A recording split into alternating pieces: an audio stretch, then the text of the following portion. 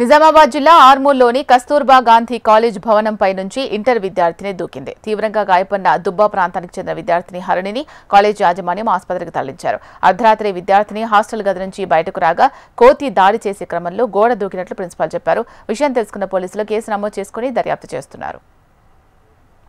మా కస్తూర్బా గాంధీ బాలికల విద్యాలయం జూనియర్ కాలేజ్లో ఇంటర్ ఫస్ట్ ఇయర్ ఎంపీసీ చదువుతున్న కావేరి అనే అమ్మాయి గత మంగళవారం తెల్లవారుజామున అంటే అర్ధరాత్రి టైంలోనే 3 గంటల 3:30 మధ్యలో అమ్మాయి పైనుంచి దూకడం జరిగింది. ఫస్ట్ ఫ్లోర్ నుంచి అమ్మాయికి ఏంటంటే మధ్యలో వాష్రూమ్ కని లేచినప్పుడు కోతి అనేది భయపెట్టడం వల్ల జంప్ చేసినా అని మాతోని చెప్పడం జరిగింది. ఇమ్మీడియట్గా మేము ఆమెని హాస్పిటల్కి తీసుకెళ్ళాము.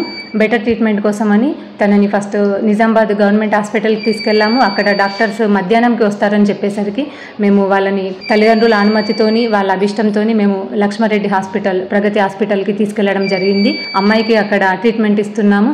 ఈ విషయాన్ని మా పై అధికారులకు కూడా తెలియజేశాము. వాళ్ళందరూ కూడా అమ్మాయి ట్రీట్మెంట్ ఏ విధంగా జరుగుతుంది అనేది కూడా నిరంతరం అధికారులు అక్కడ అమ్మాయికి చికిత్స ఇస్తున్నటువంటి డాక్టర్లతోని వాళ్ళు కన్సల్ట్ అవుతూ అమ్మాయికి ట్రీట్మెంట్ అనేది అందించడం జరుగుతుంది. ప్రస్తుతానికి అమ్మాయి కండిషన్ అనేది స్టేబుల్గా ఉంది. అయితే బెటర్ ట్రీట్మెంట్ కోసం రిఫర్ చేసేటువంటి అవకాశం ఉంది అని చెప్పారు.